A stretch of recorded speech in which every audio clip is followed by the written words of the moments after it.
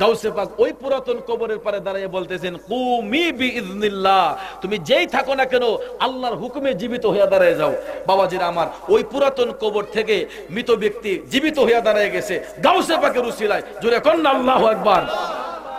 আজকে মুনাফিকরা এই কথা বললে কই শিরকি কথা কইছে, কথা কোন ঠিক না ঠিক? কইটা বলে বেদাতি কথা, শিরিকি কথা। বাবাজিরা আমার, আল্লাহর বন্ধু তো সবাই হইতে পারে না, আল্লাহর বন্ধু হয় তারা। আল্লাহ কোরআনে বলতেছেন, আল্লাযীনা আমানু ওয়া কানু ইয়াত্তাকুন, যারা হবে ঈমানদার, যারা হবে তাকওয়াবান, এরাই হবে আল্লাহর বন্ধু। কথা বলেন ঠিক কি না? তাহলে আমার গাউসে পাকের পাওয়ার আছে না নাই? জোরে কোন আছে না নাই? শুধু তাই নয় আমার বাবাজিরা, ওই গাউসে পাককে আল্লাহ কেমন মোকাম দান করছে শুনো গো। হুজুর গাউসে পাক বাগদাদের অলিতে গলিতে যখন হাঁটতেছেন, হাঁটতে হাঁটতে হঠাৎ একদিন দেখতেছেন গাউসে পাক নতুন একটা কবরস্থান দেখা যায়। হুজুর গাউসে পাক ওই কবর জিয়ারতের উদ্দেশ্যে যখন দাঁড়াইলেন, আমার গাউসে পাক কবর জিয়ারতের উদ্দেশ্যে দাঁড়াইয়া নতুন কবরের দিকে একটু অন্তর্দৃষ্টি দিলেন। দেওয়ার পরে দেখা যায় ওই কবরের ভিতর থেকে একটা আগুনের শব্দ শোনা যাচ্ছে এবং কবরের মাটি ফাইটা গো আগুনের কালো ধোঁয়া গোলা উপর দিকে উঠতেছে। জোরে কোন নাউজুবিল্লাহ। আমার গাউসে পাক চোখের পানি ছেড়ে কান্না শুরু করে দিল। হুজুর গাউসে পাক চোখের পানি ছেড়ে কান্না শুরু করে দিলেন। গাউসে পাকের চিৎকার শুনিয়া আশেপাশের লোকজন সবাই একত্রিত হয়ে গেছে। সবাই আইসা কয়, হুজুর আপনি কাঁদতেছেন কেন? আপনি জানেন না হুজুর এই কবরটা কার কবর? গাউসে পাক কয়, আমি জানি না রে, এই কবরটা কার কবর আমি আব্দুল কাদের জানি না, তবে আমি এতটুকু জেনেছি এই কবরের ভিতর যে শুয়ে আছে আমার আল্লাহ ওই কবরের ভিতর দাউ দাউ করে আগুন জ্বালাইতেছে। এলাকার লোকজন তখন ডাক দিয়ে কয়, হুজুর এই কবরটা হচ্ছে একটা অবাধ্য সন্তানের কবর। হুজুর যেই ছেলেটা এই কবরের মধ্যে শুয়ে আছে সে কোনোদিন তার মায়ের কথা শুনে নাই, সে তার মায়ের উপর হাত তুলতো, মাকে মারপিট করতো। জোরে কোন নাউজুবিল্লাহ। হুজুর তার মা তার উপর অসন্তুষ্ট ছিল, হুজুর তার মা তার উপর অসন্তুষ্ট ছিল, এই জন্য আল্লাহ হয়তো তার কবরের মধ্যে আযাব দিচ্ছে। গাউসে পাক কয়, না, মায়ের মন কখনো সন্তানের জন্য পাষাণ থাকতে পারে না। আমি আব্দুল কাদের ওই সন্তানের মায়ের সাথে একটু সাক্ষাৎ করতে চাই। তোমরা বলো এই সন্তানের মায়ের বাড়িটা কোনটা? এলাকার লোকজন যখন বইলা দিছে বাজান ঠিকানা মোতাবেক হাইটা হাইটা আমার গাউসে পাক ওই বাড়ির সামনে গিয়ে দাঁড়াইয়া ডাক দিলেন, মা মা। ওই মায়া জবান দিয়ে গাউসে পাকের জবান দিয়ে মা ডাক শোনার পরে মায়ের মনটা শীতল হইয়া গেছে। এত করুণ কণ্ঠে কে মা কইয়া ডাকলো রে? মা মনে মনে ভাবতেছে নিজের গর্ভ সন্তান ধারণ করেছি, কিন্তু এমন মধুর ডাক তো আমি কোনোদিন শুনি নাই। ওই মা সন্তানের ডাক, গাউসে পাকের ডাক শুই না ভিতর থেকে আওয়াজ দিল, কে? আমার গাউসে পাক বলতেছেন, মা আমার নাম হচ্ছে আব্দুল কাদের। মা অনুমতি দিলে আমি আপনার ঘরে একটু ঢুকতে চাই। সুবহানাল্লাহ কোন। এখান থেকে একটা মাসালা প্রমাণিত হয়। মাসালাটা হচ্ছে আমরা কিন্তু একজন আরেকজনের বাড়িতে কিন্তু ডাইরেক্ট গিয়ে ঢুকা যাই, ঠিক না বেঠিক? চাচার বাড়ি হোক, খালার বাড়ি হোক, মামার বাড়ি হোক, নানার বাড়ি হোক, নিজের বাড়ি হোক, অনুমতি নিয়ে ভিতরে ঢুকতে হয়।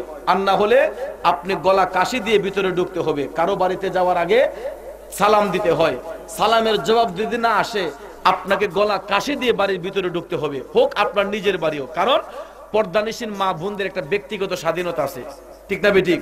কোনো মা তার বাচ্চাকে দুধ পান করাবে, কোনো মা হয়তো বুকের উপর কাপড় না থাকতে পারে, মাথায় কাপড় না থাকতে পারে, তাদের একটা ঘরের ভিতরে একটা ব্যক্তিগত স্বাধীনতা আছে। এই জন্য সতর্কতা অবলম্বনের জন্য আপনারা কারো বাড়িতে ঢোকার আগে অনুমতি সাপেক্ষে যাইতে হয়। কথা বলেন ঠিক না বেঠিক? আমার গাউসে পাক কিন্তু ডাইরেক্ট ঢুকেন নাই, বাহির থেকে আগে সালাম দিলেন। উত্তর আসার পরে গাউসে পাক বললেন, মা অনুমতি পাইলে আমি আপনার ঘরে একটু ঢুকতে চাই। মা বলতেছে ঠিক আছে অনুমতি দিলাম। আমার গাউসে পাক অনুমতি পাওয়ার পরে ওই ঘরের মধ্যে যাইয়া কয়, মা আমার নাম হচ্ছে আব্দুল কাদির। ওই মহিলা মা গাউসে পাকের চেহারা দেখা পাগল হয়ে গেছে, কয় হুজুর আপনি কেমনে কেমনে আমি মায়ের বাড়িতে আসলেন? গাউসে পাক কয় মা গো, আমি আসছি একটা কারণে গো মা। আমি বাগদাদের ওই রাস্তা দিয়ে যাচ্ছিলাম, কবরস্থান দেখা নতুন কবরটা আমি দেখা শুনলাম এই সন্তানটা নাকি তুমি মায়ের গর্ভে জন্ম নিয়েছিল। মা তোমার সন্তানের কবরের মধ্যে আল্লাহ দাও দাও করে আগুন জ্বালাইতেছে গো, তুমি একটা বার তোমার সন্তানটারে মাফ করে দাও। মহিলাটা চোখের পানি চাইরা কান্দে, কয় হুজুর আমার এই সন্তান আমাকে যেই জ্বালা যন্ত্রণা দিছে হুজুর আমি তারে কোনোদিন মাফ করতে পারবো না।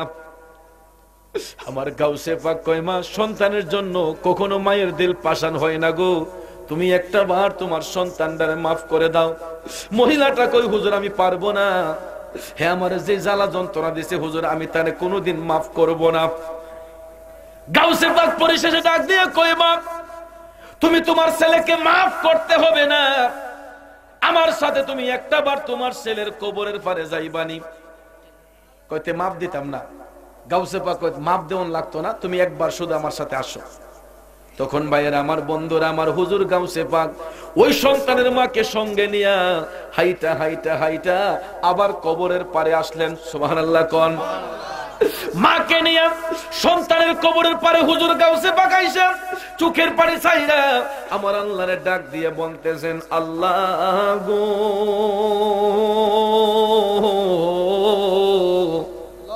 আমি আব্দুল কাদির তোমার কাছে ফরিয়াদ জানাই, আল্লাহ ওই মায়ের মনটা তুমি শীতল কইরা দাও, আল্লাহ সন্তানের জন্য মায়ের দিলটা তুমি নরম বানায়া দাও। ভাইয়ার আমার বন্ধুরা আমার গাউসে পাক ডাক দিতে দেরি হইছে গো, ওই ডাকটা আল্লাহর কাছে কবুল হতে দেরি হয় নাই। আমার আল্লাহ গাউসে পাকের উসিলায় ওই সন্তানের মায়ের মনটাকে নরম কইরা দিছে। এবার গাউসে পাক কয় মা তুমি তোমার সন্তানকে মাপ দিতে হবে না, একটা বার তুমি তোমার সন্তানের কবরের দিকে একটু তাকাও। সুবহানাল্লাহ কোন। বাবাজির আমার বন্ধুরা আমার গাউসে পাকের তাওয়াজ্জু পাইয়া ওই মহিলা মা যখন আপন সন্তানের কবরের মধ্যে তাকাইছে গো, মা যখন অন্তর চক্ষু দিয়ে আবার দেখতাছে তার সন্তানটাকে আল্লাহ দাও দাও করে আগুনের মধ্যে জ্বালাইতাছে রে, আর কি মায়ের মন পাষাণ থাকতে পারে? একটা চিৎকার মেরে ওই দরদি মা ডাক দিয়া কই হুজুর আমার জাদুমণি কষ্ট দিলে তো আমি মায়ের মনেই দিছে, আল্লাহ তাআলা কেন আমার জাদুমণিরে আগুন দেয়া জ্বালাইতাছে? ওই মা কান্দে আর ডাক দিয়া কয় হুজুর আমার সন্তানদারে আমি মাফ কইরা দিলাম। আরো জোরে কন্যা সুবহানাল্লাহ। আমার মায়ের মতো আপন জন, মায়ের মতো আপন জন ত্রিভুবনে নাই, মায়ের কদমের নিচে জান্নাত দিলেন খোদায়, মায়ের কদমের নিচে জান্নাত দিলেন খোদায়। আমার মায়ের মতো আপন জন, মায়ের মতো আপন জন ত্রিভুবনে নাই, মায়ের কদমের নিচে জান্নাত দিলেন খোদায়। ঠিক না বেঠে আমার ভাইয়েরা বন্ধুরা, গাউসে পাকের উসিলায় মা যখন তার সন্তানদের মাফ কইরা দিছে গো, আমার গাউসে পাক আবার বেলায়েতে দৃষ্টি দিয়া তাকাইয়া দেখে মায়ের কারণে মা যখন সন্তানদের মাফ কইরা দিছে আল্লাহ তাআলা সত্যি সত্যি ওই সন্তানের কবরের আযাব বন্ধ কইরা দিছে। ও ভাই আজকে তো সমাজে কত মায়ের সন্তানরা মার মনে আঘাত দেয়, মার মনে কষ্ট দেয়, আছে না এরকম? মার মনে কষ্ট দিলে আল্লাহর ওলি হওয়া যায় না, মার মনে কষ্ট দিলে কখনো ইমানদার হওয়া যায় না, মা বাবার মনে কষ্ট দিলে কখনো আল্লাহওয়ালা হওয়া যায় না। মা বাবার মনে কষ্ট দিয়া নামাজ পড়েন, ওই নামাজ দ্বারা আত্মায় শান্তি আসবে না। তাইলে মায়ের মা বাবাকে ইজ্জত করার প্রয়োজন আছে না নাই? কার কার আছে দুই হাত তুলে দেখাই। আল্লাহু আকবার। আরে মা কেন এত দামি জানে না সকলে, মা কেন এত দামি জানে না সকলে, জানতো যদি পড়তো দেখে কোরআন হাদিস খোলে, একটি হজের সওয়াব মিলে মাকে একবার দেখিলে দেখিলে মা কেন এত দামে জানে না সকলে মা কেন এত দামে জানে না সকলে বন্ধুরে একটা সন্তানের জন্য মা দিনকে দিন বলে নাই রাতকে রাত বলে নাই মাথার গাম পায়ে ফেলে একটা মা সন্তানের জন্য পরিশ্রম করে ওই সন্তানটাকে মানুষের মতো মানুষ করে তুলতে ঠিক না বেঠে ওরে আমার ভাইয়েরা বন্ধুরা ওই মারা সন্তানের জন্য কি করে শুনুন গাউসে পাকের জামানায় এমনই একটা মা তার সন্তানটাকে উচ্চ শিক্ষিত বানাইবার জন্য গো মা তার আপন সন্তানটাকে হুজুর গাউসে পাকের দরবারে নিয়ে গেছে গিয়া বলতেছে হুজুর আমি চাই আমার সন্তানটা আপনার সোহবতে থাকবে হুজুর আপনার সোহবতে থাইকা আমার ছেলেটা উচ্চ শিক্ষা অর্জন করবে হুজুর আপনি আমার ছেলেটাকে মানুষের মতো মানুষ কইরা তুলবেন এই কথা বইলা ওই মহিলা মা তার সন্তানটারে দিয়ে গেছে গাউসে পাকের কাছে সুবহানাল্লাহ কোন আমরাও তো অনেক সময় ছেলে মেয়েদেরকে পড়াশোনা করাইবার জন্য অনেক ভালো ভালো মাদ্রাসায় দেই অনেক ভালো ভালো স্কুলে দেই না যে স্যার আমার ছেলেটার একটু নজর দিয়েন বা হুজুর আমার ছেলেটার প্রতি একটু নজর রাখেন সপ্তাহ 15 দিন পর পর অনেক গার্জেনরা গিয়া তাদের সন্তানদেরকে দেখে আসে কথা বলেন ঠিক না ঠিক বাবাজিরা আমার মা সন্তানকে মানুষের মতো মানুষ করে তোলার জন্য হুজুর গাউসে পাকের কাছে দিয়া গেল কিছুদিন পরে ওই মা সন্তানের কথা মনে হয়ে গেল সন্তানকে দেখার জন্য গাউসে পাকের দরবারে আসছেন সুবহানাল্লাহ কোন গাউসে পাকের দরবারে আসছে তার বাচ্চাকে দেখার জন্য আয়েশা দেখি কি জানেননি গাউসে পাকে মুরগ পোলাও দিয়ে ভাত খাইতেছে আর ওই মায়ের সন্তানরা নিচে বৈশা আপনার মুরগের হাড্ডিগুলা খাইতেছে শুকনা রুটি দিয়ে হাড্ডিগুলা চাবাইতেছে আর গাউসে পাক খাইতেছে কি মুরগ পোলাও সুবহানাল্লাহ কইতেন না আচ্ছা বলুন তো উস্তাদে যদি ভালো খাওয়ান খায় ছাত্ররা খারাপ খাওয়ান খাওয়ায় নোংরা খাওয়ান খাওয়ায় তাইলে মা বাবার মন কি খুশি হবে বাবাজিরা আমার গাউসে পাক মুরগ পোলাও খাচ্ছেন ওই সন্তান শুকনা রুটি চাবাচ্ছে হাড্ডিগুলা খাচ্ছে মা দেখার পরে মায়ের মনে কষ্ট হইয়া গেছে গো ওই মা আমার গাউসে পাকের কাছে গিয়া কয় হুজুর আমার ছেলেকে আর আপনার বাড়িতে আমি রাখবো না হুজুর আপনার নজর ভালো নয় আপনার নিয়তের মধ্যে গরমিল আমার ছেলেকে আমার কাছে দিয়া দেন আমি আর আপনার কাছে রাখবো না ভাবছিলাম যে আমার ছেলেটা আপনার কাছে থাইকা মানুষের মতো মানুষ হবে কিন্তু হুজুর আপনি আমার ছেলের প্রতি সুবিচার করেন নাই এই কথা হই না গাউসে পাক মুস্কি আসতেছেন সুবহানাল্লাহ